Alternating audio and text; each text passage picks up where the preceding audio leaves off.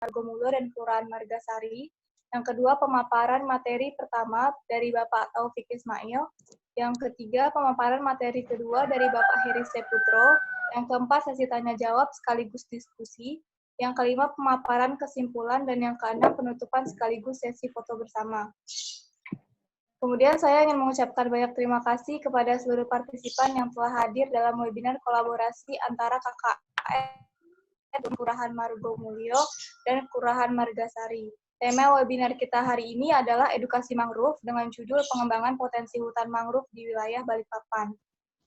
Yang terhormat Ibu Dr. Gigi Cici Bakti Purnamasari, Master of Medical Education, selaku pembimbing lapangan KKN 46 Kelurahan Margomulyo dan Kelurahan Margasari.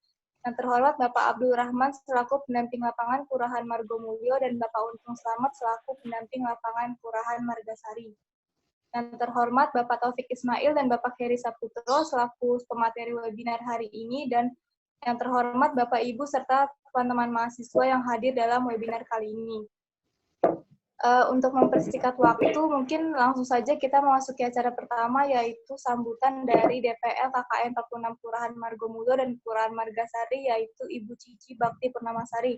Kepada Ibu Cici, waktu dan tempat kami persilahkan.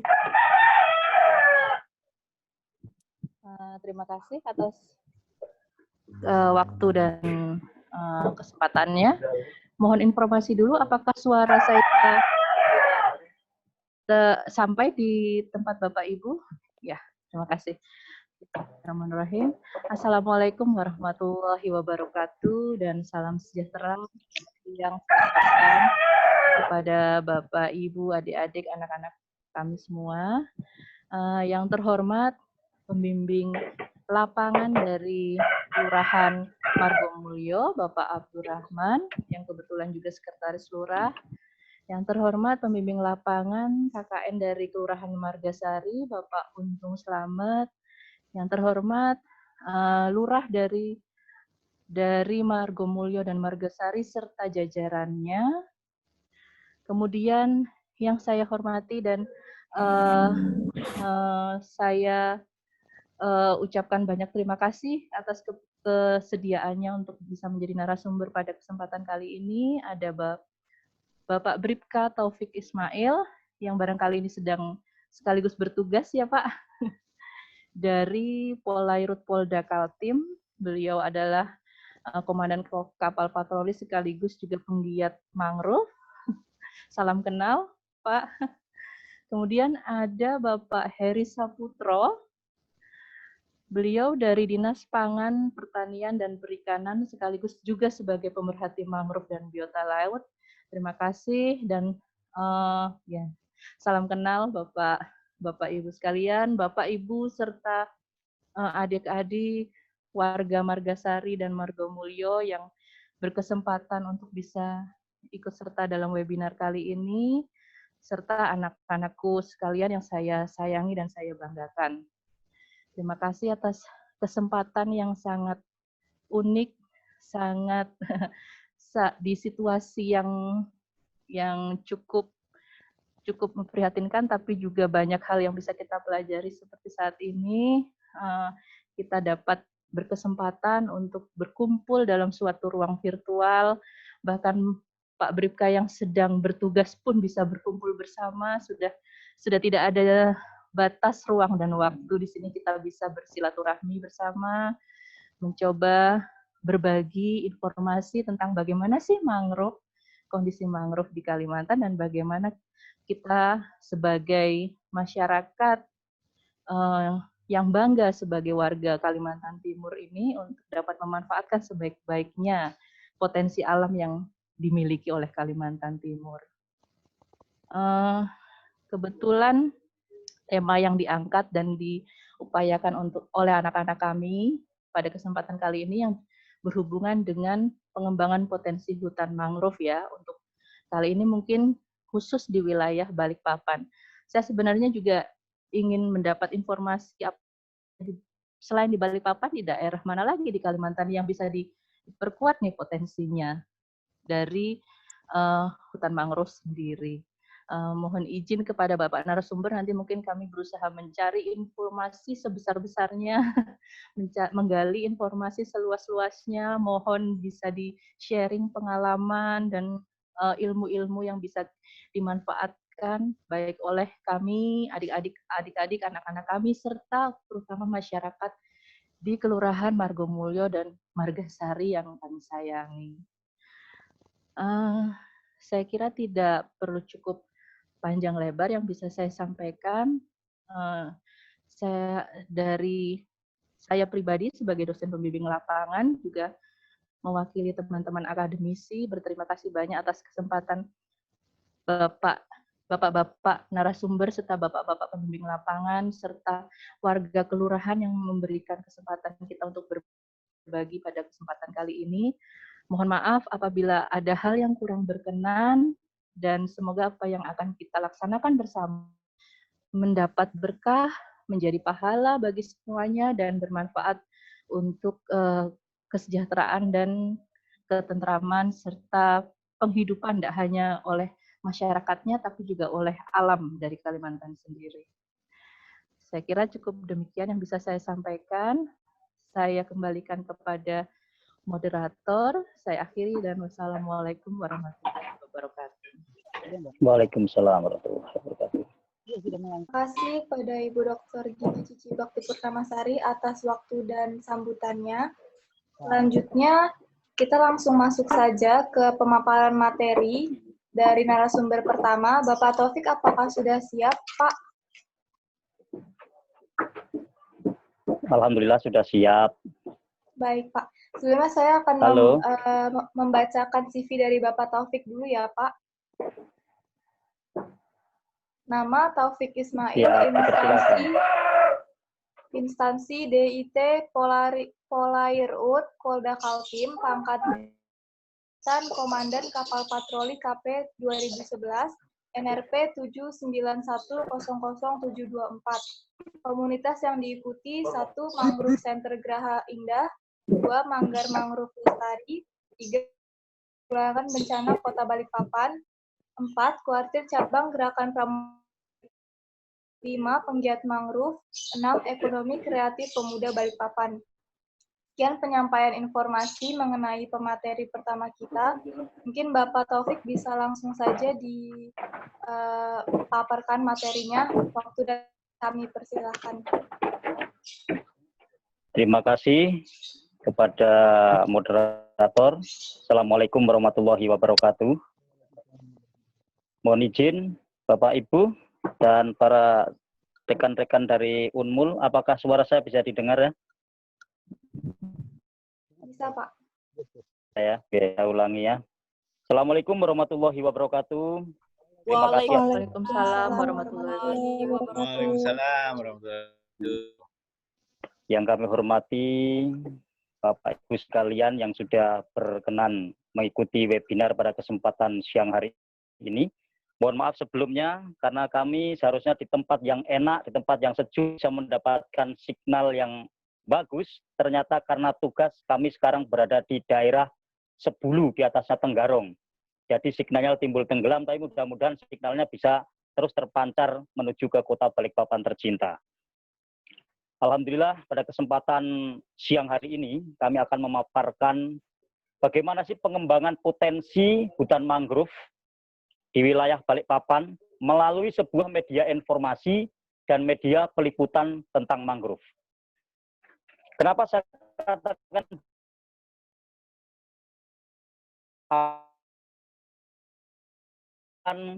sebuah kisi-kisi penjelasan kepada siapapun orang yang pengen mengetahui tentang mangrove, itu semua akan mustahil, semua akan sia-sia. Jadi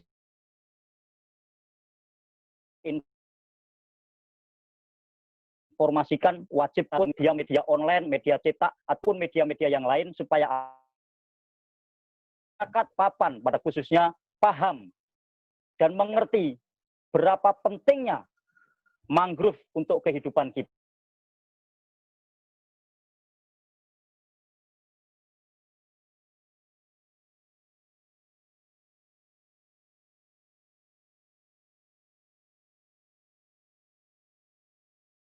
sungai yang terkena air asin berdampak kepada sumur-sumur yang ada di daratan yang kita miliki. Sumurnya akan menjadi payau, tidak enak lagi kita konsumsi.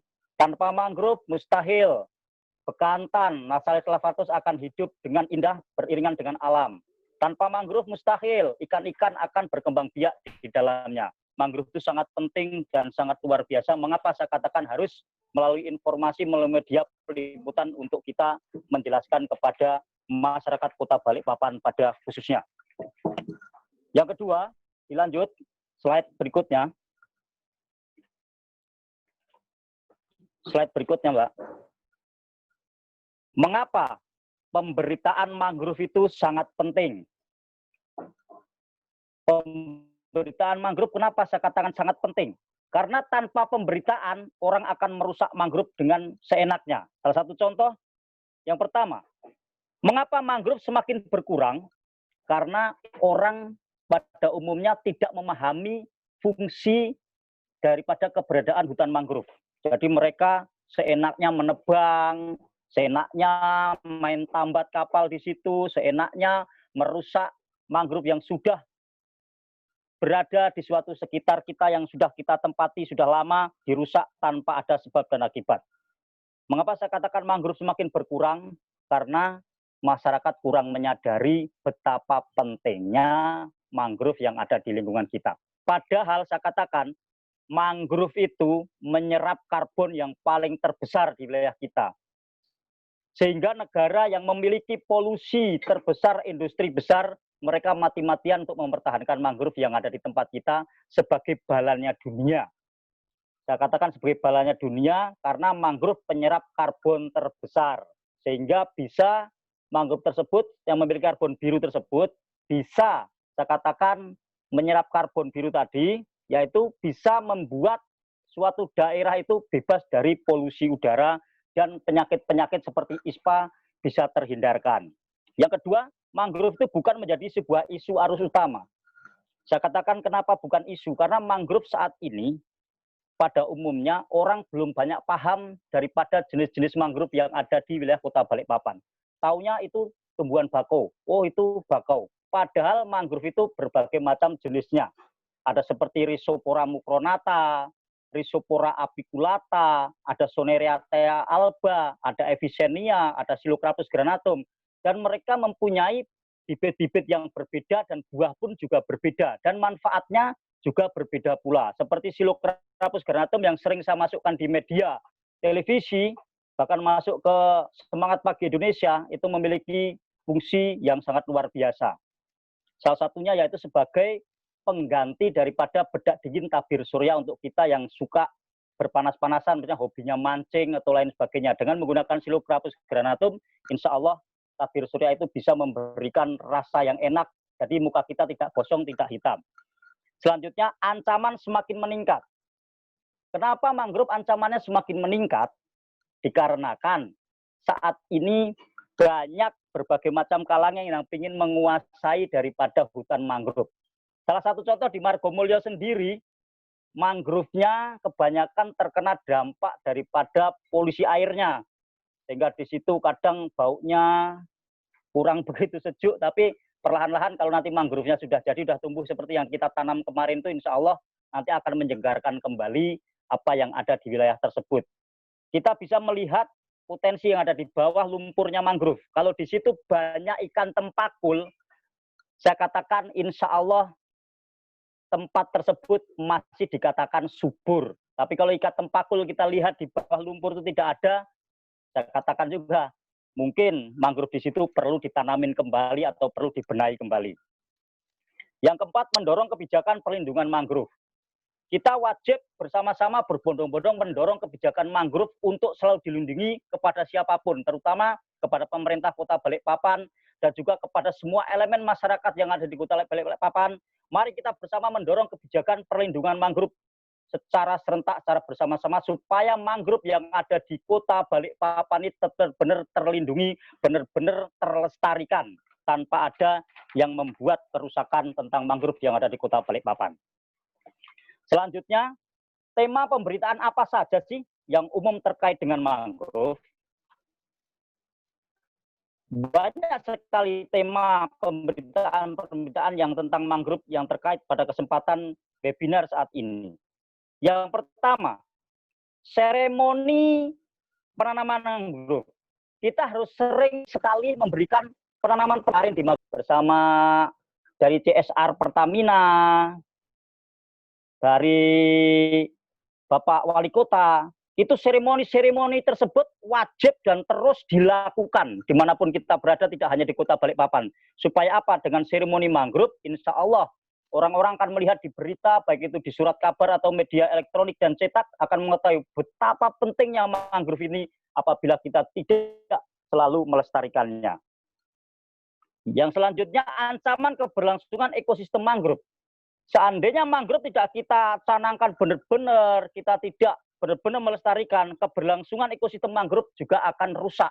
Kerusakan-kerusakan kecil kita biarkan akan menjadi kerusakan besar. Jadi mangrove ketika ada sebuah kerusakan, cepat-cepat kita mengadakan transek vegetasi mangrove. Kita tarik garis berapa yang perlu ditanam kembali, dan dari situ kita mencari pembibitan untuk menanam ulang di tempat yang mengalami kerusakan ekosistem pada mangrove. Selanjutnya, inspirasi komunitas individu penggiat mangrove. Kenapa saya katakan komunitas individu? Dari masing-masing individu yang ada di Kota Balikpapan yang memang penggiat mangrove, yang memang orang itu senang, punya hobi tentang pesisir, kita kumpulkan jadi satu visi, satu tujuan yang sama. Supaya apa? Memiliki tujuan yang sama, yaitu bagaimana kita bersama-sama mempunyai misi, yaitu mempertahankan, melestarikan, bahkan sampai mangrove-mangrove yang ada di Kota Balikpapan tersebut benar-benar kita lindungi secara bersama-sama. Selanjutnya, nilai ekologi dan ekonomi mangrove. Nah, ini nilai ekologi itu merupakan simbiosis mutualisme antara kita. Antara manusia merasa memiliki hutan mangrove atau tidak. Kalau kita merasa memiliki hutan mangrove, sebenarnya di mangrove itu juga memiliki nilai-nilai ekonomi. Salah satunya efisiennya. Biji efisiennya itu bisa kita jadikan sebagai campuran minuman kopi. Maka terkenal dengan namanya aroma minuman kopi dari biji mangrove. Xylocrapus granatum juga bisa menjadikan pengganti tabir surya bedak dingin pada kehidupan kita. Seperti akar udara yang dimiliki daripada Rhizopora mucronata bisa kita jadikan untuk masak ikan seperti palumara dan lain sebagainya. Banyak manfaat daripada tumbuhan-tumbuhan mangrove yang ada di wilayah Kota Balikpapan, namun kita belum mempublikasikan secara menyeluruh. Selanjutnya, bagaimana sih dampak pemberitaan bagi penggiat mangrove? Dampaknya pemberitaan itu sangat luar biasa. Saya katakan, publikasi media dengan mudah di cross-check oleh publik di luar negeri, seperti di Jepang, bahwa sumbangan mereka untuk rehabilitasi pesisir betul-betul dilakukan, itu di Jepang. Mudah-mudahan ke depan di wilayah Kota Balikpapan juga demikian. Saya tempo waktu 2 tahun yang lalu bersama Pak Heri Seputro, itu mendampingi mahasiswa dari Tohoku Jepang, namanya Mr. Kevin, dan paparan kami dengan Pak Heri dipaparkan di negara Singapura oleh mahasiswa dari Tohoku Jepang tersebut. Mereka benar-benar mengkaji keberadaan mangrove yang ada di wilayah Balikpapan. Pada waktu itu, dia pengen tahu karbon biru seberapa besar yang dihasilkan di wilayah Kota Balikpapan sebagai penyeimbang dunia. Selanjutnya memberikan kekuatan secara emosional kepada penggiat mangrove agar rehabilitasi benar-benar kita lakukan dengan berbagai macam banyak komunitas. Jadi kita harus benar-benar bersama banyak komunitas untuk merehabilitasi kerusakan-kerusakan mangrove yang ada di wilayah Kota Balikpapan. Selanjutnya, memberikan kekuatan secara emosional kepada mitra dan kelompok-kelompok pemuda pencinta lingkungan. Jadi kelompok-kelompok pemuda yang benar-benar mencintai lingkungan, kita berikan sebuah kekuatan emosional untuk selalu bangkit memberikan kontribusi hebat kepada lingkungan, tentunya mangrove yang ada di wilayah Kota Balikpapan. Selanjutnya, kegiatan yang dipublikasikan dengan baik melalui artikel di media dengan gampang ditelusuri oleh pemberi bantuan atau bukti bahwa betul dilaksanakan program rehabilitasi tersebut. Jadi rehabilitasi mangrove sudah kita lakukan, benar-benar kita masukkan ke media agar orang benar-benar mudah untuk mengetahui, untuk melihat sampai seberapa jauh mangrove di wilayah Kota Balikpapan ini benar-benar kita rawat, kita rehabilitasi. Selanjutnya, publik mengetahui bahwa terdapat kegiatan rehabilitasi mangrove di lingkungan, mendorong untuk turut mendukung baik secara emosional, pemikiran, tenaga, maupun anggaran. Nah, ini kemudian ke depannya nanti mudah-mudahan dari pihak pemerintah, CSR, dan lain sebagainya melirik untuk bersedia membantu kegiatan-kegiatan yang akan kita lakukan bersama. Selanjutnya, bagaimana menjamin objektivitas pemberitaan tentang mangrove? Yang pertama, kita harus melibatkan narasumber lebih beragam dari lapangan. Dari berbagai narasumber yang ada di lapangan kita kumpulkan satu persatu. Supaya apa? Dari berbagai macam kalangan dijadikan satu ilmu sebagai wadah untuk kita mengetahui satu persatu yang ada tentunya yang berkaitan dengan mangrove. Jadi berbagai narasumber kita kumpulkan untuk memberikan materi-materi yang berbeda tentang mangrove. Yang kedua, harus terlibat langsung dalam proses penanaman. Kita semua wajib terlibat langsung dalam proses penanaman. Kenapa? Kalau kita tidak terlibat langsung dalam proses penanaman, kita tidak akan pernah tahu bagaimana perkembangan mangrove tersebut. Karena dengan kita selalu terlibat dalam proses penanaman dimanapun, kita akan tahu seperti apa sih pertumbuhan mangrove yang ada, yang kita tanam saat ini. Ketiga, cross-check berita untuk kasus-kasus kerusakan mangrove, kita harus melihat, sering buka internet dan lain sebagainya, supaya apa? Kita tahu seberapa parahnya kerusakan mangrove yang ada di Kota Balikpapan dan di Indonesia seluruhnya. Selanjutnya, menggali informasi lebih ke masyarakat yang terlibat dalam proses penanaman mangrove. Jadi seperti di Margomulyo, kita harus galang erat itu Pak Tego dan sahabat-sahabat mangrove yang ada di Margomulyo. Dengan tujuan apa? Supaya masyarakat lebih disiplin, lebih maju, lebih mau, dan lebih memberikan arti lebih kepada tentunya alam, dan juga memberikan efek untuk kita untuk selalu belajar kepada mereka yang selalu belajar dengan alam. Selanjutnya, menggali informasi terkait proses pembukaan, bukan hanya hasil yang kita miliki, tapi kita harus menggali informasi-informasi yang berbeda untuk kelangsungan keberadaan mangrove yang ada di wilayah Kota Balikpapan. Selanjutnya, dokumentasi kegiatan edukasi mangrove. Ini salah satu contoh mangrove yang ada di MML, Manggar Mangrove Lestari yang pertama.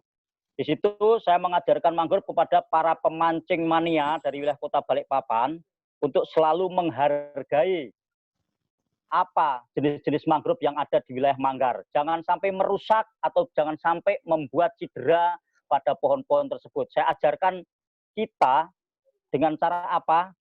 Sampah-sampah yang ada di pohon mangrove tersebut pelan-pelan kita buka supaya pohon itu bisa hidup dengan nyaman tanpa ada sampah-sampah yang mengilit dalam kehidupannya. Insya Allah pohon itu kita lepaskan belenggunya dari sampah, pohon-pohon itu akan mendoakan kita, akan memberikan doa kepada kita, dan kita akan diberikan kesuksesan, diberikan kemudahan dalam setiap langkah apabila kita selalu melihara alam semesta ini. Gambar yang selanjutnya, saya bersama dengan guru dari TK dan SD Tunas Harapan Bangsa. Mereka ingin belajar tentang bagaimana sih pembibitan tentang mangrove jenis Rhizopora mucronata dan Rhizopora apiculata. Selanjutnya, gambar ini bersama mahasiswa S2 Unmul, Mbak Ningsih, ini bersama Pak Heri Seputro juga waktu itu di daerah DPML Tritip Manggar. Kita mengadakan tesis transek vegetasi mangrove untuk mahasiswa S2 Unmul Kehutanan itu Mbak Ningsih. Jadi kita melihat potensi yang ada di sana perlu ditambah sulam atau tidak. Gambar selanjutnya yaitu kopi mangrove. Nah, ini kopi mangrove yang kita kembangkan bersama rekan-rekan, dan saat ini kebetulan hanya beberapa kalangan saja yang bisa menikmati. Gambar selanjutnya yaitu Psilocarpus granatum yang diliput oleh TVRI Kalimantan Timur dan diliput khusus oleh Seputar Indonesia Pagi dalam tajuk Semangat Indonesia Pagi. Mungkin demikian paparan yang kami sampaikan. Tentunya webinar pada kali ini adalah tentang menyambut Hari Mangrove Sedunia. Pada tanggal 26 Juli 2020, mangrove untuk ketahanan ekologi dan mitigasi bencana. Ini pernah kami lakukan bersama tentang Hari Mangrove Sedunia. Kita menanam mangrove sebanyak 150 bibit yang berada di wilayah Manggar Mangrove Lestari yang berada di Manggar Balikpapan Timur. Demikian paparan yang kami sampaikan, kurang lebihnya saya mohon maaf bila ada kekurangan. Nanti di sesi tanya jawab kita dilanjutkan kembali. Terima kasih. Wassalamualaikum warahmatullahi wabarakatuh. Waalaikumsalam warahmatullahi wabarakatuh. Terima kasih Bapak Taufik atas penyampaiannya, sangat luar biasa Pak materinya, sangat-sangat bermanfaat tentunya. Diingatkan kembali untuk rekan-rekan partisipan yang ingin bertanya bisa langsung menuliskan pertanyaannya di kolom chat. Kemudian nanti akan dibacakan dengan format nama, asal instansi, dan pertanyaan. Selanjutnya kita akan memasuki ke pemaparan materi kedua oleh Bapak Heri Seputro. Bapak Heri.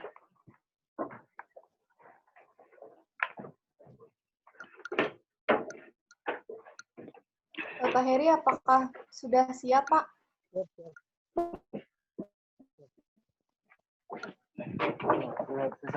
Kita jawab lagi. Baik, saya akan membacakan CV dari Bapak Heri terlebih dahulu. Nama Heri Seputro, instansi Dinas Pangan Pertanian dan Perikanan atau DP3, jabatan Koordinator PPI Landasan atau Petugas Kesyah Bandaran Pelabuhan, profesi 1998 hingga sekarang, scuba diver, dive guide, dan eco diver, 2003 sampai 2007, IT Pemkot atau Ortal, 2007 sampai 2010, Bapeda, 2010 hingga 2020, bergerak di bidang kelautan, perikanan, pesisir, dan pengawasan. Untuk organisasi dan komunitas yang dijalankan oleh Bapak Heri Seputro ada berbagai macam, salah satunya ada HMI, ada IKA Pakarti, Ikatan Paguyuban Keluarga Tanah Jawi, kemudian ada Balikpapan Scuba Diver, Forum Selam Balikpapan, Komunitas Petugas Kesyah Bandaran se-Indonesia, Komunitas Pelabuhan Perikanan se-Indonesia, dan Spartan atau Squad Pariwisata. Kemudian kalau komunitas di Marine atau Wildlife, yang pertama sebagai first responder of trending marine mammal, yang kedua WS dan Elasmo Branch Network, yang ketiga Vertebrata Kaltim, yang keempat jejaring mamalia Balikpapan, yang kelima pemerhati penyu Indonesia, yang keenam peduli penyu, yang ketujuh BWEC Borneo Wildlife Education and Conservation, yang kedelapan Beacon Borneo Endangered Animal Conservation, yang ke-9 pembina MLF Marine Life Volunteer, yang ke-10 pelindung Sea Soldier Balikpapan, yang ke-11 Ocean 4 Future, yang ke-12 BCR Balikpapan Cat Rescue, yang ke-13 DAR Balikpapan Animal Rescue, dan yang terakhir BDD Balikpapan Dog Defender. Demikian informasi mengenai Bapak Heri. Untuk penyampaian materi, waktu dan tempat kami persilahkan. Bapak Heri. Bapak Heri, mohon maaf untuk suaranya mungkin tidak terlalu terdengar. Halo? Halo? Dengar, Pak? Halo? Pakai HP? Halo? Bapak Heri? Ya? Suaranya tidak terlalu terdengar, Pak. Mohon maaf. Waduh. Bentar, pakai ini dah. Tadi katanya Mungkin Mas. bisa pakai headset atau earphone, Bapak. Ini pakai earphone. Halo? Halo? Kecil suaranya. Sebentar. Pakai headset deh, pakai headset. Tadi katanya bagus. Bentar ya.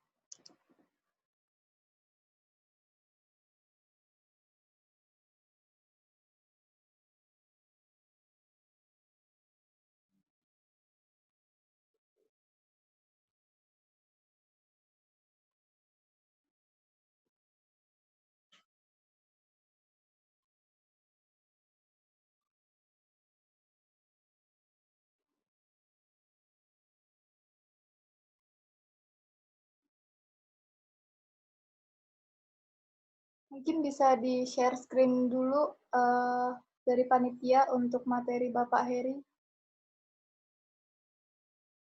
Sambil menunggu Bapaknya, diingatkan lagi untuk teman-teman yang ingin bertanya, bisa langsung menuliskan di kolom chat.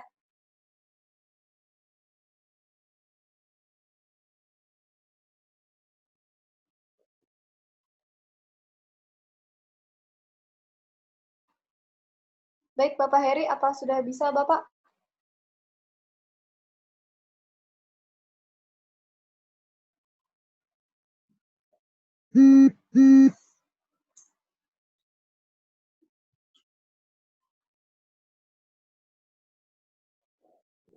Halo? Halo, Ya, dengar suara Bapak. saya, Pak? Iya. Oke. Silakan, Bapak. Oke. Saya buka materinya ya. Pakai HP tadi sudah terlanjur mati di komputer. Sebentar. Bentar, Pak ya.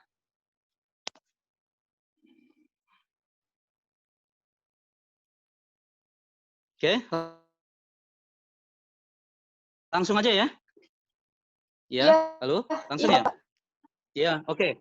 Bismillahirrahmanirrahim. Assalamualaikum warahmatullahi wabarakatuh. Ya, nama saya Heri dari Kelautan Perikanan Balikpapan, Dinas Pangan, Pertanian, dan Perikanan Kota Balikpapan, DP3.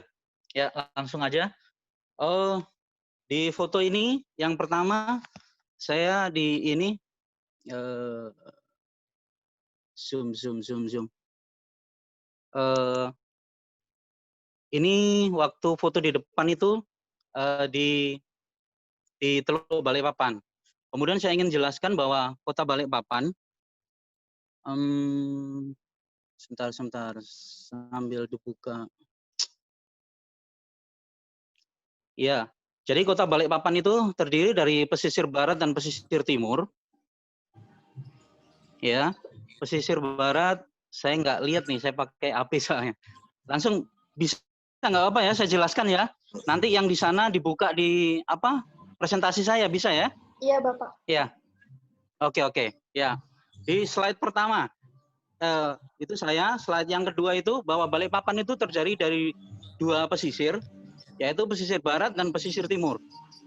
Nah, di pesisir timur itu langsung menghadap ke Selat Makassar. Sedangkan pesisir barat itu langsung menghadap ke Teluk Balikpapan. Jadi di masing-masing tempat itu mempunyai biota atau biodiversity masing-masing. Mempunyai ciri khas mangrove masing-masing. Mempunyai ciri khas terumbu karang masing-masing. Mempunyai ciri khas padang lamun masing-masing. Ya. Kemudian apa sih yang dimaksud dengan mangrove itu? Nah, sebelumnya saya katakan bahwa mangrove itu terletak di wilayah pesisir ya, tumbuhan yang terletak di wilayah pesisir yang dipengaruhi oleh pasang surut. Nah, di pesisir sendiri itu banyak orang yang nggak paham ya, mohon maaf nih. Jadi di pesisir itu sendiri orang itu nggak paham pesisir itu apa sih, gitu. Jadi pesisir itu sebenarnya dari pasang tertinggi ditarik garis ke darat 100 meter, itu pesisir. Jadi Kota Balikpapan ini seluruhnya wilayahnya adalah pesisir. Dari pesisir timur sampai pesisir barat sampai di utara sana, ya dari Balikpapan Timur, dari Lamaru, Tritip, Manggar, semuanya sampai ke Kelandasan sini, Balikpapan Kota sini, sampai di Pertamina sana, sampai di Margomulyo, Balikpapan Barat, sampai di Balikpapan Utara, itu pesisir semua. Balikpapan itu adalah kota pesisir. Jadi bukan hanya di Teluk Balikpapan aja ya, dari timur sampai barat sampai utara itu semuanya pesisir.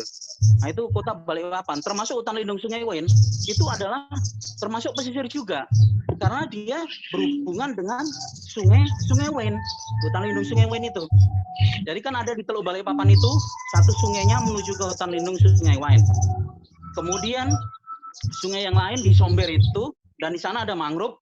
Salah satunya adalah mangrove center itu, dan termasuk mangrove Margomulyo di wilayah barat. Jadi di Balikpapan ini kebetulan kita adalah pembina pesisir, ya. Dan di pesisir-pesisir itu kita bentuk Pokmaswas, kelompok masyarakat pengawas yang ngurusi wilayah pesisir. Jadi ada sekitar 7 kelompok masyarakat pengawas yang ada di Kota Balikpapan ini.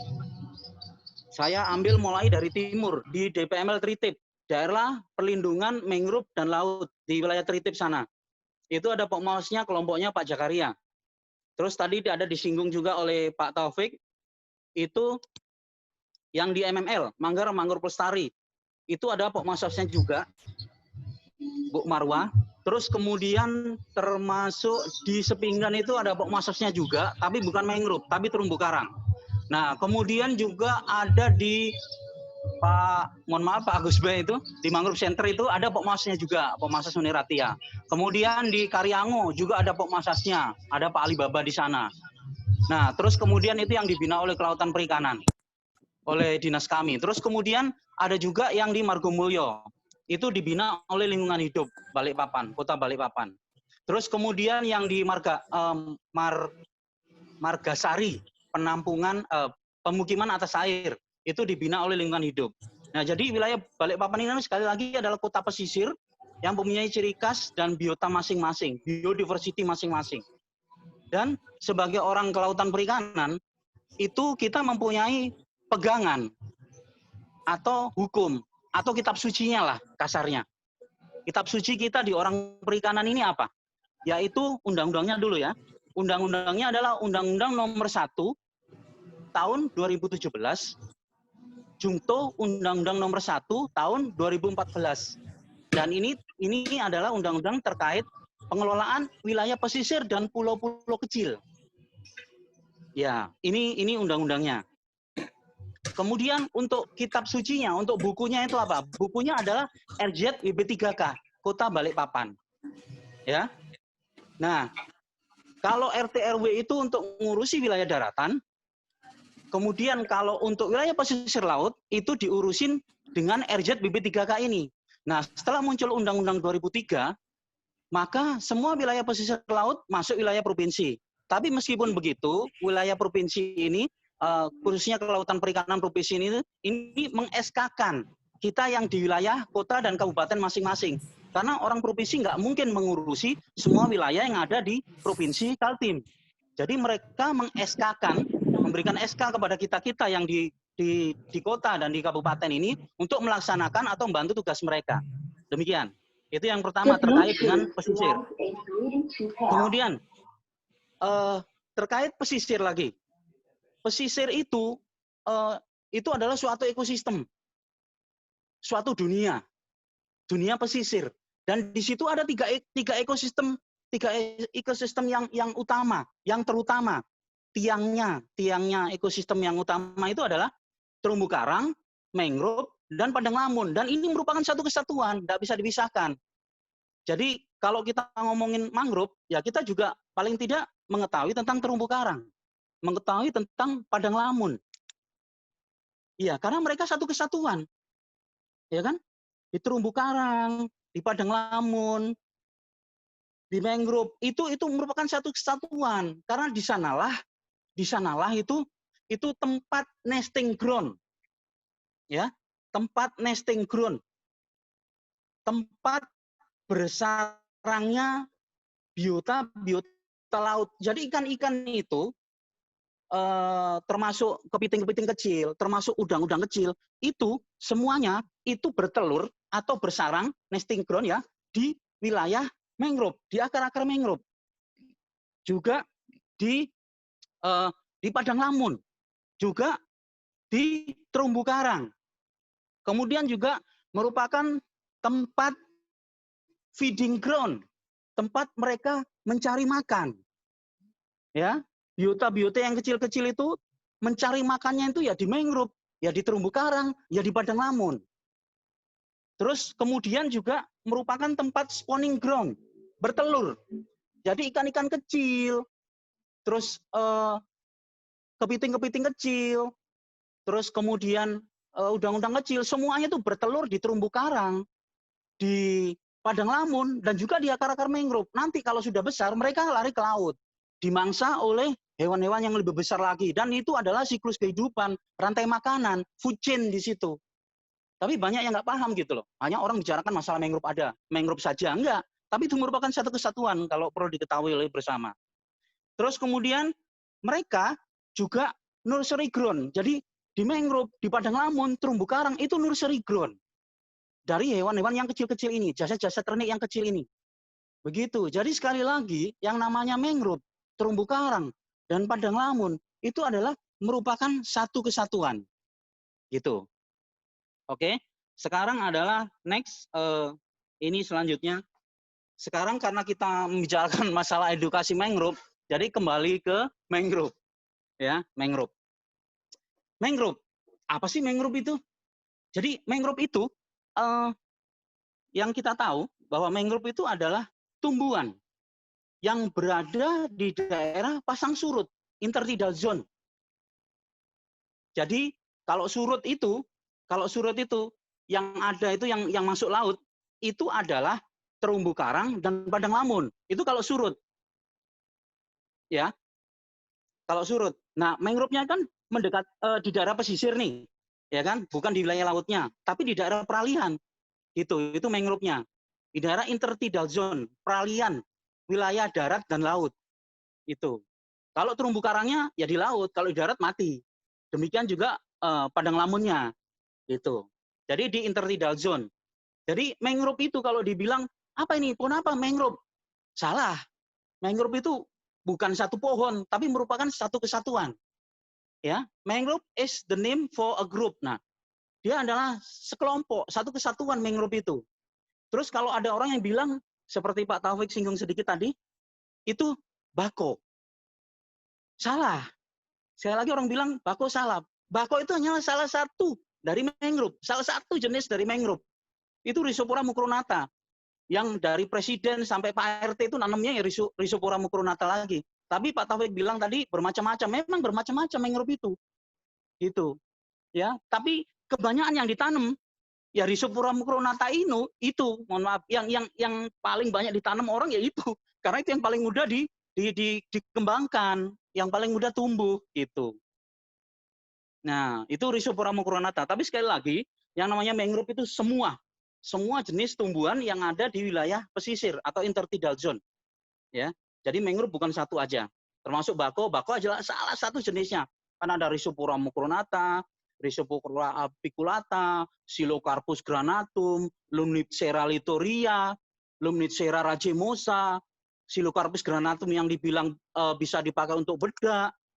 Terus kemudian ada Bruguera gymnoriza, terus kemudian ada Avicennia merina, terus dan macam-macam, terus ada yang namanya Soneratia alba, makanannya bekantan gitu. Nah, kenapa kita itu nggak hanya nanam mangrove itu macam-macam, ya kan? Makanya saya ngomong bahwa kalau tanam mangrove itu jangan satu jenis saja. Ini sebagai kita orang yang memahami ya bukan memahami lah nanti dibilang sombong oleh Tuhan. Jadi ya kita sharing ilmu aja. Kalau bisa, kalau nanam mangrove sekali lagi jangan satu jenis Rhizopora mucronata. Sekali lagi, tapi lihatlah di mana mangrove itu akan ditanam. Karena mangrove itu Rhizopora mucronata itu di daerah sungai-sungai yang berlumpur. Tapi kalau kita berpasir itu Avicennia. Itu Soneratia alba bisa juga. Begitu. Jadi dilihat dulu. Nanti kalau kita nanam Rhizopora mucronata di berpasir ya banyak mati. Nah, gitu. Jadi sekali lagi nih. Saya sebagai orang yang memahami sedikit tentang ini, jangan banyak-banyak. Nah, itu untuk nanam mangrove, mohon maaf ya, jangan hanya nanam aja. Sekali lagi ya, jangan hanya nanam aja. Orang itu habis tanam mangrove, misalnya 1000 mangrove, 5000 mangrove, 10 mangrove, 1.000.000 pohon, 1.000.000 mangrove, ditanam tok, nggak dirawat, sia-sia. Sia-sia gitu loh. Makanya saya sebagai orang yang paham sedikit tentang mangrove, ini sharing. Jadi kalau nanam mangrove, sekali lagi CSR yang minta tolong Pak, tolong tanamkan mangrove, difoto, masukkan media ini, media elektronik, media cetak dan sebagainya. Itu jangan hanya sekedar sekedar selebritis saja. Maksudnya kayak habis difoto ini, habis itu sudah salah besar itu. Tapi ada perawatan. Ada perawatan di sana. Kalau masih kecil, coba sampahnya diambil, plastiknya diambil. Kalau enggak, 1000 yang ditanam 1000 mati. 5.000 yang ditanam 5.000 mati. Itu saya kenapa agak ngomong keras, karena kita pemerhati lingkungan paham betul. Orang cuma nanam. Gitu. Enggak. Tapi yang penting adalah pemeliharaan. Kalau misalnya nggak usah sanggup banyak-banyak nanam, misalnya 100 saja tanam, tapi 100 itu dirawat dan 100 itu hidup. Nah, itu begitu. Nah, sekarang next. What is the mangrove? Sekali lagi, apa itu mangrove lagi? Nah, secara geografis, mangrove yang ada di seluruh dunia itu ada di wilayah tropis. Jadi 23 derajat lintang utara dan 23 derajat lintang selatan yang merupakan di tengah-tengahnya ada garis khatulistiwa, negara kita ya mangrove ini. Ya kan?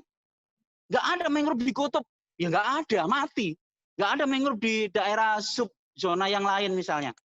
Yang kebanyakan itu ya di garis khatulistiwa ini, tempat lintasan matahari ini, makanya hidup mereka. Ada pasang surut. Ya kan, seperti contohnya Balikpapan ini, pasang surutnya 2 kali Balikpapan ini. Ada pasang siang, ada pasang malam. Sebaliknya juga gitu. Kalau hari ini jam 3 pasang, besok sekitar jam 3, jam 4 surut, pasang. Jadi kurang lebih adalah seperti itu. Interval-interval seperti itu. Ya, jadi mangrove itu hanya ada di garis khatulistiwa atau lintang derajat utara dan lintang derajat selatan. Nah, termasuk koral tadi yang merupakan tiang atau soko guru atau ekosistem yang utama dari pesisir, termasuk koral, termasuk mangrove, termasuk seagrass, padang lamun, itu adalah di daerah tropis. Jadi makanya orang-orang yang di Eropa itu hutang besar ke wilayah kita. Di sana nggak ada mangrove, nggak ada hutan, hancur semua, habis semua. Tapi mereka itu hutang besar ke wilayah tropis. Tropis, contohnya di Asia Tenggara, di Indonesia, di Malaysia, di Thailand, di Filipina yang ada mangrove-nya, ada terumbu karangnya, ada padang lamunnya. Ya kan? Terus kemudian untuk yang di belahan bumi yang lain, itu di Amerika Selatan, Amazon. Itu tropis, hutan tropis. Jungle, di sana ada mangrove-nya, ada terumbu karangnya, ada padang lamunnya. Jadi seperti disinggung oleh Pak Taufik tadi, nanti saya katakan di bawah terkait dengan blue carbon ya. Nah, tapi saya ngomongin tentang ini tadi. Coral, mangrove, and seagrass. Terumbu karang, mangrove, dan padang lamun. Ini adalah satu kesatuan. Sekali lagi, satu kesatuan tidak terpisahkan. Sama dengan Pancasila. Ya kan? Berbeda-beda tetapi tetap satu jua. Ya, Tanhana dan Mama. Ini begitu juga. Ya. Di mangrove itu contoh nih, kembali ke mangrove. Mangrove di sana ada apa? Ada Nasalis larvatus, ada bekantan, ada Macaca fascicularis.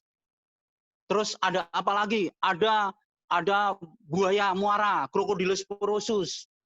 Ada buaya sapit, Thomis gomma slegeli. Terus di padang lamunnya, di seagrass-nya ada apa? Di seagrass-nya ada dugong. Ya, ada duyung di dunia. Dan salah satunya itu ada di Teluk Balikpapan. Harus bangga kita ini di kota Balikpapan ini. Ada dugong di sana. Makanya kalau kita nggak memperhatikan pesisir, nggak memperhatikan terumbu karang, mangrove dan padang lamun, musnah mereka, extinction, punah. Terumbu karang, padang lamun dulu. Padang lamun itu hubungannya erat kaitannya dengan dugong. Kalau padang lamun nggak dijaga, dugong yang di Teluk Balikpapan ini extinction, punah. Gitu. Sekarang ke lautnya, ke terumbu karangnya. Selain ada ikan-ikan kecil, dan ikan-ikan kecil itu dimangsa oleh marine mammal. Ya, di Balikpapan ini, itu ada 4 marine mammal di Balikpapan ini. Tapi banyak orang yang nggak tahu. Ya, ada dugong-dugong tadi yang di padang lamunnya, di pesisirnya. Terus ada juga pesut. Pesut, bahasa latinnya Orcaela brevirostris. Bahasa Inggrisnya Irrawaddy dolphin. Seandainya nih, para peneliti pesut dulu menemukannya itu bukan di Sungai Irrawaddy, tapi menemukannya di Sungai Manggar misalnya. Pasti namanya Manggar dolphin. Atau menemukannya di Sungai Somber. Menemukan zaman dulu nih, peneliti awal dulu. Menemukannya misalnya di Sungai Somber. Menemukan pesut di Sungai Somber. Maka namanya ya Somber dolphin. Atau menemukan pesut itu dulu misalnya para ahli dulu menemukan pesut di Sungai Mahakam sana. Pasti namanya Mahakam dolphin. Tapi karena para ahli dulu menemukannya di sana, di daerah Thailand sana yang banyak bulenya, ditemukan ya disebutnya Irrawaddy dolphin.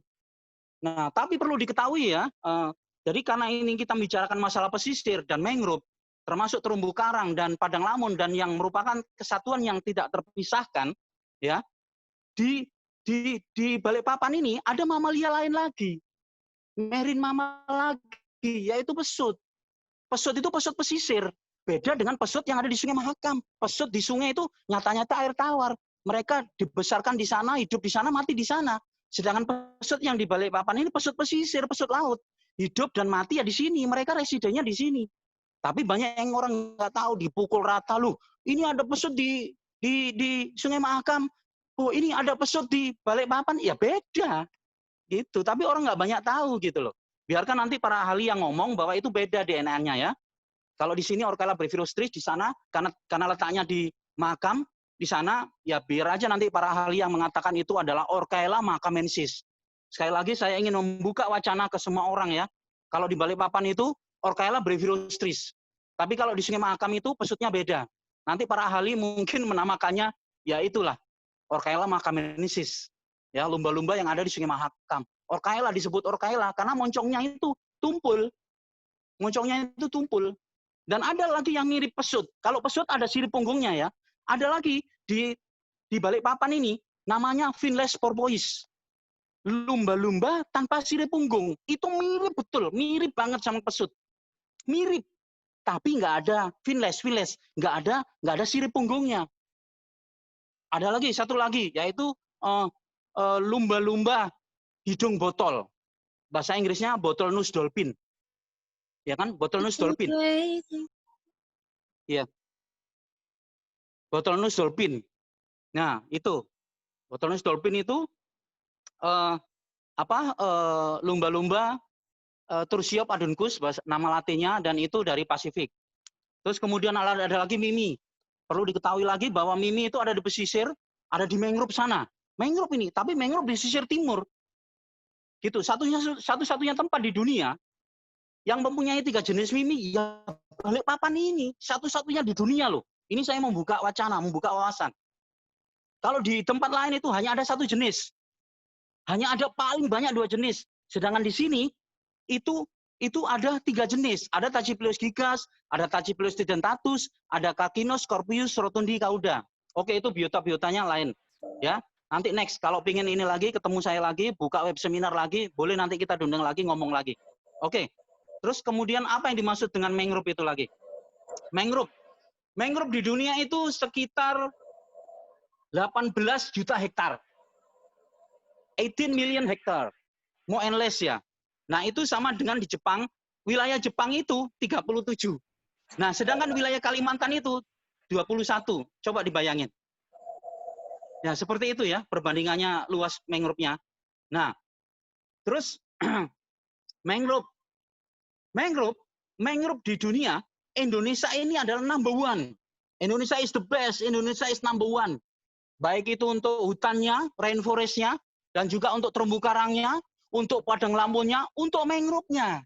Makanya ini, coba adik-adik yang dari Unmul atau mahasiswa semuanya atau orang-orang, coba dijaga itu pesisirnya itu. Terumbu karang, mangrove, dan padang lamun. Ya, itu dijaga itu. Ini Indonesia ini the best. Nomor 4 loh sedunia, 25% mangrove-nya itu. 4.5 million hektar. Indonesia is number 1. Ya kan? Nomor 2, Brazil, di Amazon sana. Nomor 3, Australia, dan next selanjutnya adalah Nigeria, di Afrika sana. Oke. Sekarang fungsinya mangrove. Fungsinya mangrove apa? Ya, fungsinya mangrove. Itu banyak orang yang mengambil sebagai kayu bakar. Itu salah satunya. Terus ngambil juga pohon mangrove yang besar-besar itu untuk tiang rumah. Building poles, tiang. Terus ada juga untuk makanan mangrove ya kan? Seperti contohnya Pak Tauhid tadi menyinggung bisa untuk kopi. Bisa juga kemarin kita komunikasi dengan Ibu Sulati yang ada di Mangrove Margomulyo. Di sana kita juga makan ini dari mangrove itu, dari Avicennia itu. Dimakan untuk agar-agar bisa, untuk klepon bisa, untuk bolu kukus bisa, itu untuk makanan food. ya kan? Kemudian untuk obat-obatan bisa. Ada di daerah tertentu di Sundarban di India, ya. Obat-obatan mangrove untuk obat-obatan itu. Jadi mangrove untuk jenis tertentu itu obat-obatan, dan di Manggar sini juga orang yang sakit kencing manis, ya mohon maaf, kencing manis itu bisa pakai akar yang muda punya Rhizopura mucronata. Jadi macam-macam kosmetik untuk kosmetik seperti Pak Taufik tadi bilang bedak itu. Nah, dari dulu saya sudah tahu itu, cuman kebetulan beliau yang menginikan dulu, menunjukkan untuk umum. Tapi kami paham sebelumnya. Kemudian untuk batu arang, mangrove ada yang ngambil mangrove-nya menghancurkan, merusak untuk batu arang. Dijadikan arang-arang gitu. Terus kemudian untuk pewarna, kan ada batik itu. Batik itu bisa dari mangrove. Mangrove tertentu dicampur, diolah, jadilah batik, pewarna batik. Saya dulu karena mendampingi mahasiswa IPB, akhirnya diberi batik mangrove, dan batiknya gambarnya horseshoe crab, gambarnya mimi, gambarnya belangkas. Itu bangga sekali saya. Terus dapat piagam penghargaan juga dari PB. Terus kemudian next, fungsinya mangrove untuk apa? Nah, di sini protect land from abrasion by sea wave. Jadi ada gelombang kuat, ada angin kuat yang dari arah laut tentunya. Itu akan bisa merusakkan rumah, akan bisa merusakkan tanah, akan bisa merusakkan bangunan di darat atau di pesisir. Kalau tidak ada mangrove, tidak ada terumbu karang, tidak ada padang lamun. Tapi begitu ada gelombang gede, ya kan, ada tsunami misalnya contohnya di Aceh kemarin, nggak ada mangrove, hancur. Tapi di tempat yang ada mangrove-nya, ada terumbu karangnya, ada padang lamunnya, bisa tercover itu. Dilindungi. Coba aja adik-adik atau teman-teman atau semuanya, bapak-bapak, ibu-ibu, bisa browsing itu, banyaknya itu di YouTube itu. Coba daerah yang nggak ada ininya, ada para ahli itu membuat gelombang buatan, terus nggak pakai mangrove, hancur semuanya. Terus kemudian gelombang buatan lagi dibikin, ada mangrovean, itu ternetralisir itu semuanya, termasuk tsunami itu. Nah, itu salah satunya. Terus fungsinya apa di mangrove itu? Ini daratan itu gampang erosi, gampang terkikis, ya. Nah, kalau nggak ada mangrove yang menahan, nggak ada terumbu karang, nggak ada padang lamun, tuh semua terkikis ke arah lautan. Di darat pun kalau nggak ada kuncinya, ya kan, nggak ada kuncinya, nggak ada buffer zone-nya, nggak ada green belt-nya, itu daratan ini terkikis habis ke laut. Nggak ada mangrove, nggak ada terumbu karang, nggak ada padang lamun. Terus next, fungsi mangrove lagi untuk apa? Mangrove lagi itu untuk rantai makanan. Jadi pesisir itu, kan saya bilang tadi, itu adalah dunia. Nah, ya, jadi itu adalah dunia ya. Jadi dunia, di situ ada rantai makanan di situ. Dari nutrisi, ya, nutrisi nanti. Ini itu sumber makanan. Baik itu akar-akarnya, daun-daunnya dimakan oleh ikan-ikan kecil, kepiting-kepiting kecil, udang-udang kecil. Nanti udang-udang kecil, kepiting-kepiting kecil dimakan oleh ikan yang lebih besar, ikan yang lebih besar dimakan lagi ikan yang lebih besar, dimakan lagi ikan yang lebih besar, dan akhirnya sampai predator yang utama. Nah, di situ ada rantai makanan, ada siklus kehidupan di situ. Di dalam mangrove itu. Terus juga untuk karbon dioksida. Blue carbon ini tadi, ini saya gambarkan blue carbonnya itu seperti seakan kita minum air yang warnanya biru, blue carbon. Ini blue carbon yang diserap di wilayah pesisir, diserap oleh terumbu karang, diserap oleh mangrove, diserap oleh padang lamun, itu lebih besar. Ya, sekali lagi, lebih besar daripada yang diserap oleh hutan pada umumnya. Hutan tropis, hutan di Amazon itu kalah sama pesisir, kalah.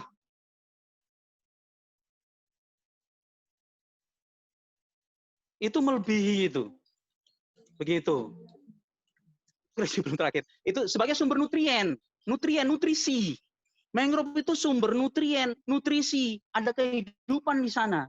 Jadi semuanya itu akar-akarnya berfungsi, daunnya berfungsi, habitatnya sekitarnya berfungsi semua, ya, karena mengandung sumber nutrisi di sana. Makanya, mohon maaf ya, masa depan kita itu ada di laut, ada di pesisir. Kalau lingkungan pesisir nggak dijaga, nggak dilestarikan, hancur deh semuanya. Ya, itu. Ikan-ikan itu yang ada di laut itu dari pesisir. Ikan hiu itu dari pesisir. Ikan hiu. Ya itu dari pesisir, dari ikan Napoleon, dari padang lamun, dari pesisir. Ikan-ikan kerapu, kakap, semuanya dari pesisir. Gitu ya. Terus yang terakhir, fungsi yang terakhir, itu adalah, di sana kan saya bilang tadi, mangrove, terumbu karang, padang lamun, itu adalah kehidupan. Di sana itu tempat habitat. Habitatnya biodiversity. Dari aves, dari burung, ada burung bangau, Leptoptilus javanicus, ada burung elang, Heliartus indus, ada dari jenis primata, ada Nasalis larvatus bekantan, ada Macaca fascicularis, kemudian dari biota lautnya, ada mimi, hosu crab, ada belangkas, Tachypilus gigas, Tachypilus tridentatus, Carcinoscorpius rotundicauda, ada pesut yang masuk sana, Nasalis larvatus, ada Finlay porpoise yang di sana, di pesisir, ada juga Trusiop aduncus, ada juga dugong tuh. Itu luar biasa.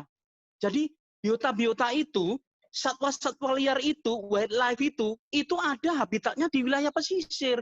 Jadi tolong dijaga. Dan saya garis bawah itu tadi sebagai apa tadi?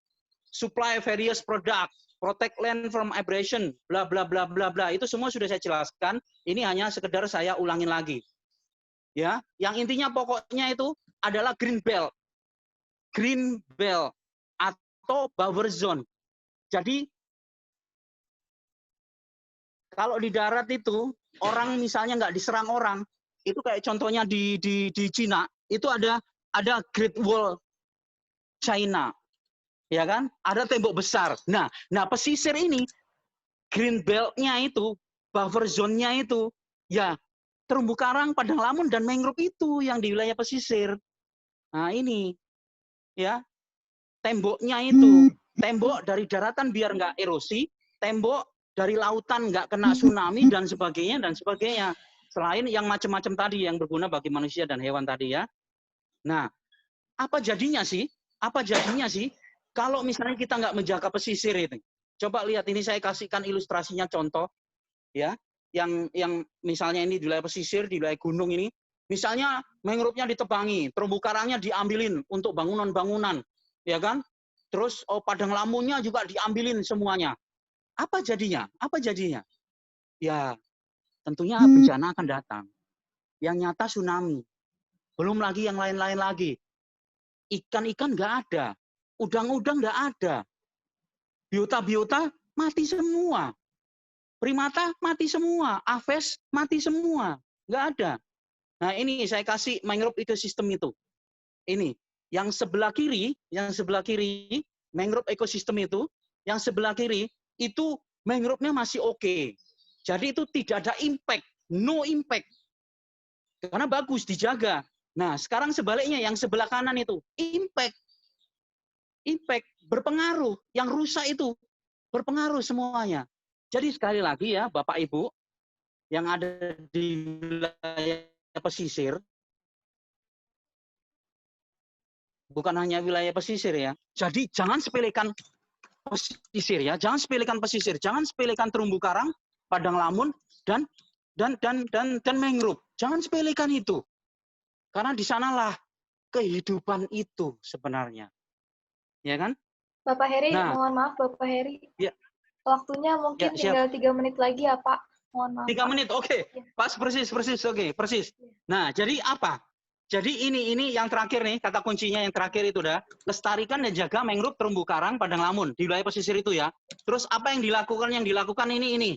Nih, yang dilakukan nih. Nih.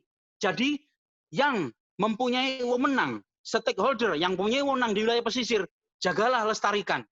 Misalnya di sana nih, ada Polair, karena Pak Taufik dari Polair kan. Nah, itu bisa diajak kerjasama. Ada juga Lanal, Navy. Karena mereka berhubungan juga dengan laut dan pesisir. Itu diajak kerjasama. Terus semua komunitas diajak kerjasama. Terus di sana ada yang namanya Kementerian Lingkungan Hidup, diajak kerjasama. Semua stakeholder terkait. Karena mangrove itu bukan hanya miliknya dari lingkungan hidup, ya, tapi juga miliknya kelautan perikanan juga. Ajak kerjasama semuanya. Ada komunitas di sana, ya kan? Jadi mohon maaf juga bagi teman-teman yang NGO. NGO juga banyak yang peduli. Ada juga NGO yang mohon maaf yang memakai mazhab yang jangan nanam mangrove, biarkan aja ya, mohon maaf loh ya. Jangan nanam mangrove, tapi biarkan mangrove itu tumbuh dengan sendirinya. Ya, tapi kan kita nggak boleh begitu. Sampai kapan mangrove bisa tumbuh dengan sendirinya? Wong sekarang degradasi pesisir kok, ya kan? Nah, begitu. Ya, sekali lagi mari kita semuanya dari mahasiswa, dari dosen, dari semua stakeholder terkait, mari kita jaga pesisir ya, sekali lagi ya. Dan terakhir sekali lagi saya ucapkan terima kasih, itulah yang dari kami. Sekali lagi, nanti kalau ingin lebih jelas lagi tentang biota laut dan wilayah pesisir, karena masih banyak ini waktu 30 menit setengah jam ini nggak ada apa-apanya. Ini hanya kulit luarnya saja, dalam-dalamnya masih banyak. Ya, mudah-mudahan nanti next time ada lagi bisa ngobrol lagi. Demikian, terima kasih dari kami, Heri, DP3, dari Pangan, Pertanian, dan Kelautan Perikanan. Demikian, Assalamualaikum warahmatullahi wabarakatuh. Matur nuwun. Waalaikumsalam warahmatullahi wabarakatuh. Terima kasih banyak Bapak Heri atas materinya. Melihat keterbatasan waktu ya rekan-rekan partisipan, mungkin kita langsung masuk saja ke bagian sesi tanya jawab ya Pak Taufik dan Pak Heri. Mungkin ini sudah ada beberapa pertanyaan yang masuk di room chat maupun di WhatsApp. Yang pertama dari Riani, Fakultas Ilmu Sosial dan Politik Universitas Mula Warman. Ingin izin bertanya, apakah ada strategi tertentu dalam melestarikan ekosistem mangrove, misalnya melalui pemberdayaan masyarakat pesisir, seperti mengolah mangrove menjadi bahan pangan yang aman dikonsumsi? Silakan Bapak Taufik atau Bapak Heri mungkin bisa menjawab pertanyaan dari saudari Riani. Siapa Dan? Terima Duluan, kasih. Dan. Nanti saya mencoba nambahin Dan. Iya. Ya. Saya pertama dulu ya. Strategi apa yang untuk menjadikan mangrove itu bisa kita lestarikan dan juga kita jadikan seperti ekonomi kerakyatan ya kan? Tentunya yang pertama strategi-strateginya yang pertama kita harus belajar dahulu mengenal apa itu namanya akar cinta. Kalau kita sudah mengenal akar cinta yang ada dalam mangrove itu pasti akan memahami, memiliki, dan ingin tahu apa yang sebenarnya terjadi yang ada di hutan mangrove tersebut.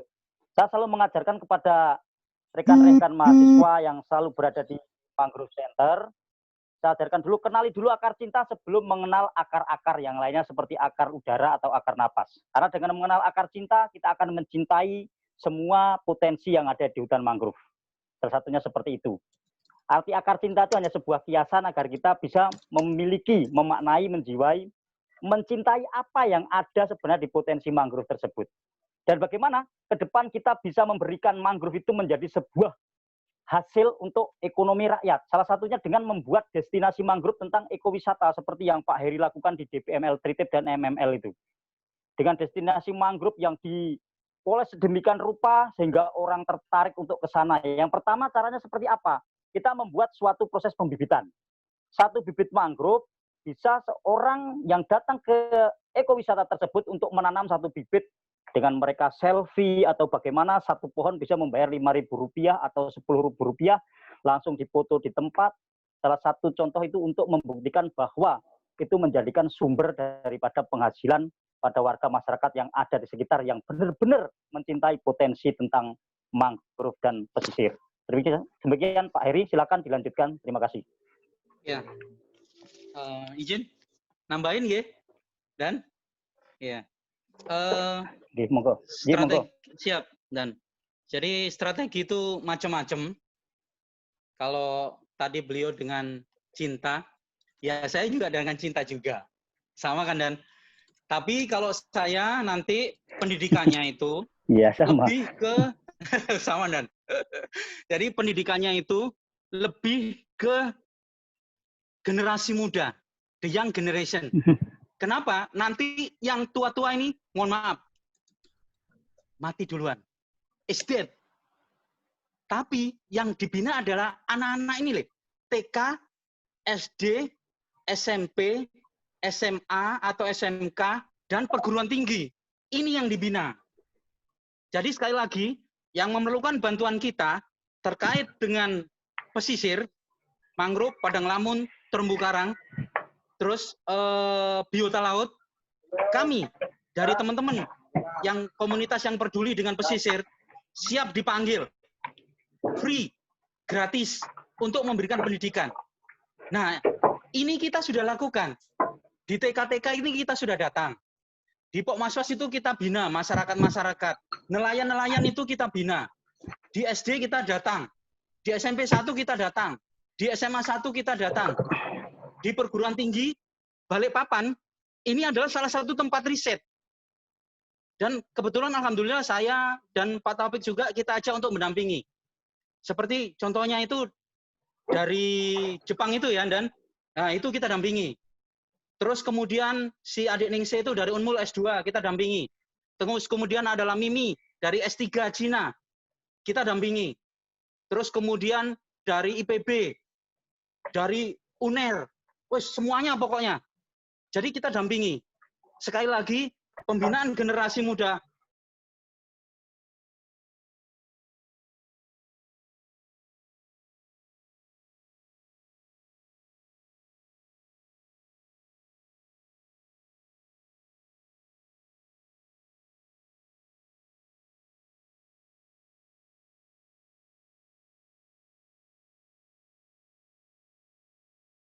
Terima kasih Bapak.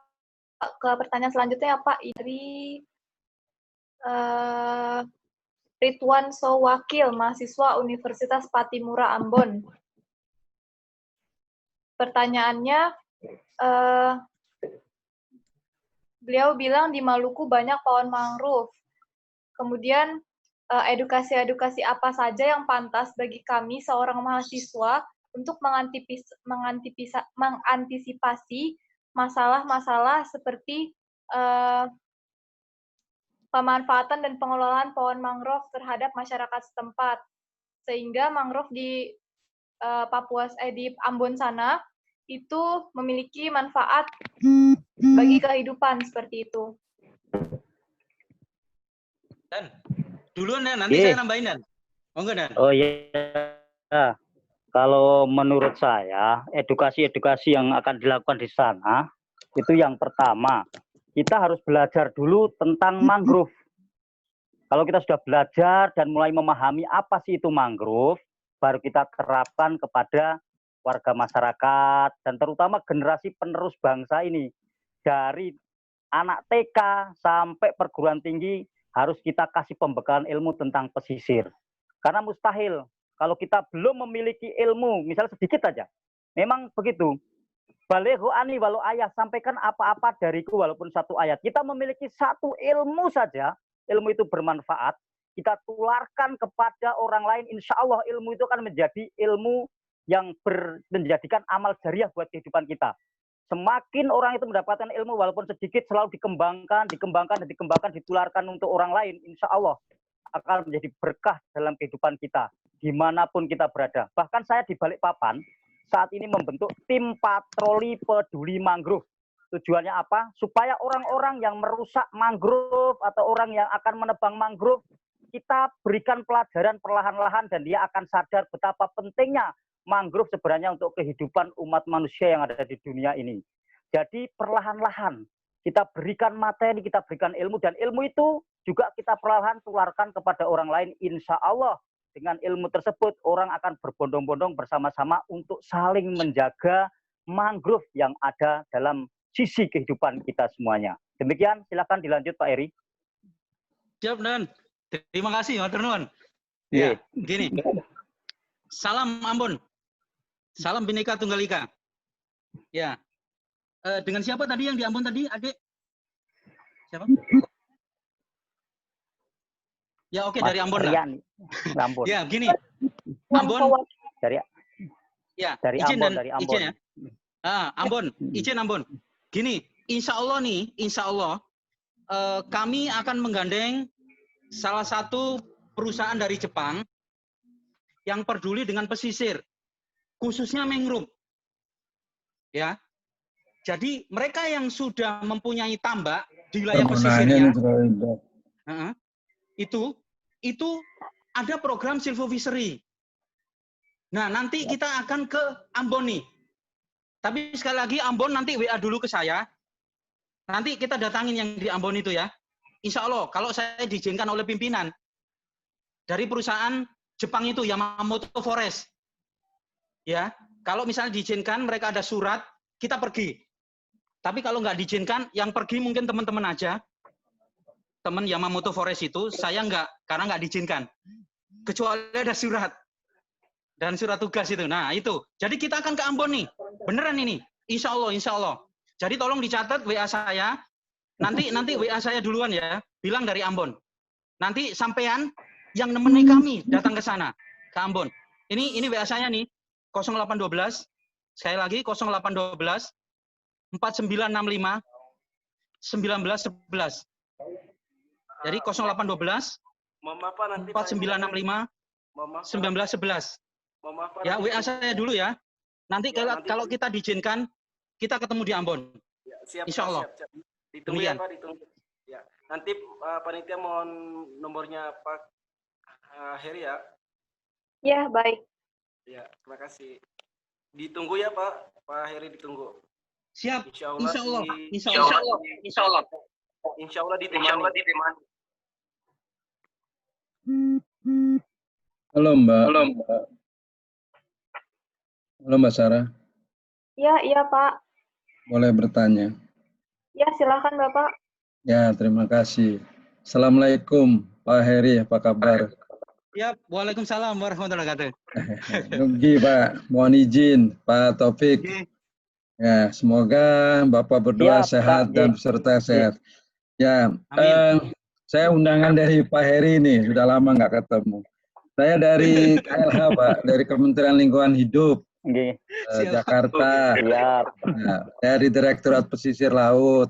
Dulu 8 tahun Pak di Balikpapan, di Ecoregion. Kantor kami di samping itu Mayang. Ya, 2015 kami kembali ke Jakarta setelah KLH bergabung dengan Kehutanan. Nah, kebetulan saya di Direktur Pesisir melakukan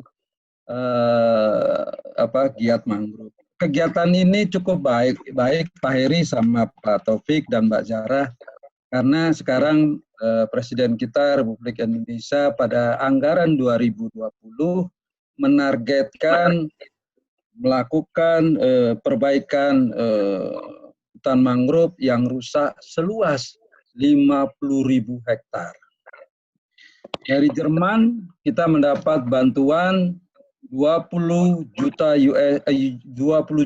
euro untuk penanaman mangrove, dan kita diberi kesempatan untuk menjadi pusat mangrove dunia yang namanya Mangrove Center Dunia. Salah satu calon kandidat Mangrove Center Dunia yaitu Delta Mahakam. Delta Mahakam akan bersaing dengan Sorong, akan bersaing dengan Sumatera Utara, dan lain-lain. Ada 5, tapi yang kuat adalah Sorong dan Balikpapan. Karena Balikpapan mudah dijangkau dan dekat calon ibu kota negara. Dan kami kebetulan Perpres 73 2012 sudah dicabut dengan Perpres COVID tentang mangrove. Dan anggarannya luar biasa. Kami punya anggaran, Menko Maritim punya anggaran, KKP punya anggaran, Kehutanan Kantor Manggala punya kehutanan. Bergabung seluruhnya kekuatan untuk rehabilitasi mangrove dan pendidikan mangrove. Jadi Pak Taufik mohon izin Pak Heri yang sudah melakukan mudah-mudahan ini dilanjutkan terus Pak, karena Presiden Republik kita Pak Jokowi mencanangkan kepada kami 50.000 hektar untuk tahun ini agar menanam, bukan hanya menanam yang tadi Pak Heri katakan sama Pak Taufik, menanam tapi tumbuh. Nah, untuk potensi mangrove kebetulan banyak sekali sekarang bermunculan dan saling berebut Pak. Kemarin kami baru menyelesaikan perebutan mangrove, mungkin Pak Heri, Pak Taufik tahu mangrove yang di Kebumen, mangrove ayah. Nah, itu berebut tuh. Ya, Berebut. mangrove Tapi ya. ya, tapi bisa diselesaikan. Saya bilang jangan berebut ruang, tapi berebutlah saling menanam, saling memelihara, karena hanya itulah yang kita harus berbuat kepada bangsa ini. Kebetulan mangrove ini mempunyai potensi yang baik, dan mangrove yang ada di Balikpapan ini kemarin kena musibah waktu April 2018, Pak. Kebetulan kami turun, kapal Everjoner ini agak merusak mangrove, tapi dia akan membayar ganti Everjager, Ya, Everjager. ya, Oil spill, ya, oil spill. ya, Ya, oil spill, Pak. Everjager. Ya, Everjager. Ya, kebetulan Betul. saksi ahlinya dari universitas setempat, Unmul, Pak Dedi, itu katakan bahwa hampir 300 lebih hutan mangrove terpapar rusak. Jadi tumpahan 5.000. Jadi kami kesimpulannya bahwa kami sangat mendukung sekali, Pak. Sangat mendukung kegiatan ini, kalau bisa ada webinar-webinar di tempat lain, khususnya untuk Kalimantan. Karena di dunia ini hanya pusat mangrove yang terdekat dari ibu kota provinsi atau dekat kota, hanya di dunia satu-satunya kota Balikpapan yang dekat sekali dengan kota pemerintahan yang punya hutan mangrove. Yang lain jauh-jauh, Pak, jauh-jauh dari ibu kota. Mudah-mudahan Pak, Jauh. yang lain jauh, Pak, yang lain jauh. Saya sudah kemana-mana, hanya Balikpapan yang punya hutan mangrove yang dekat pusat kota. Yang lain jauh semua. Sorong jauh, semua jauh.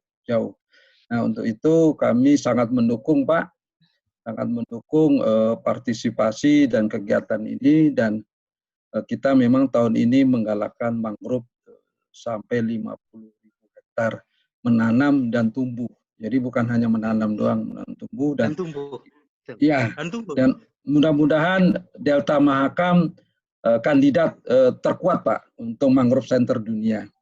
Nah, kami tiap minggu selalu rapat, mudah-mudahan kami mengusulkan Delta Mahakam karena punya keunikan tersendiri. Saya rasa itu, Pak,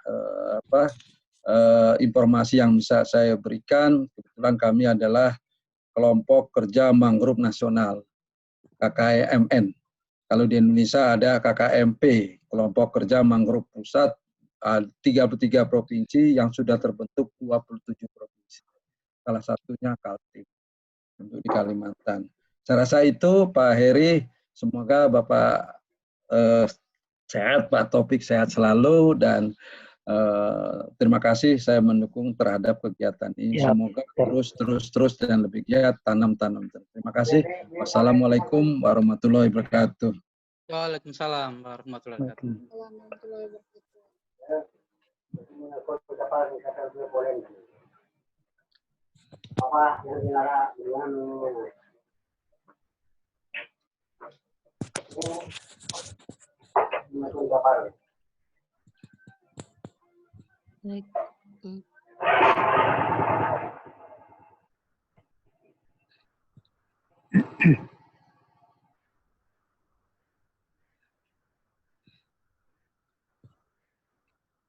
Mohon maaf, Sarah, sepertinya suaranya tidak ada. Halo? Ada? Halo? Jadi Pak Heri ada. Dari moderator suaranya tidak keluar. Aduh, kasihan. Halo? Pak Rian. Iya. Ya, baru ada. Ya. Terima kasih. Mohon maaf teman-teman partisipan karena waktunya sudah hampir habis. Jadi untuk pertanyaan-pertanyaan mungkin belum terjawab bisa ditanyakan atau nanti dijawab oleh Bapak pemateri di luar webinar. Mungkin itu saja Bapak Taufik dan Bapak Heri, pertanyaan-pertanyaan yang telah ditanyakan.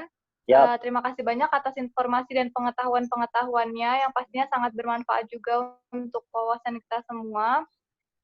Sebelum mengakhiri webinar hari ini, kita mungkin bisa melakukan foto sesi bersama ya Bapak. Diharapkan seluruh partisipan bisa menyalakan kameranya untuk mengabadikan momen webinar kali ini. Untuk sesi foto bersama bisa diambil alih oleh panitia kita, Saudari Olive mungkin. Halo, tes. Tes.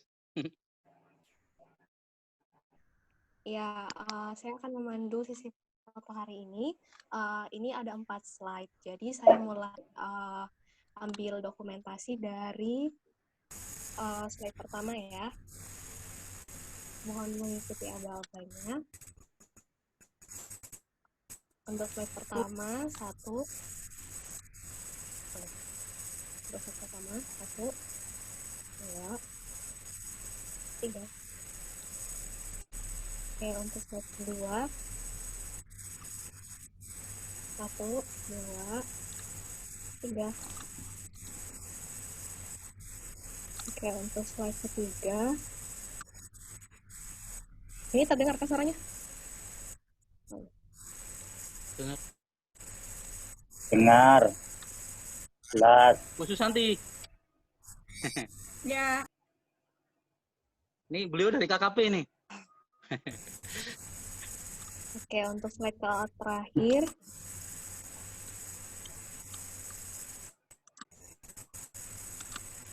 Satu, dua, tiga. Oke.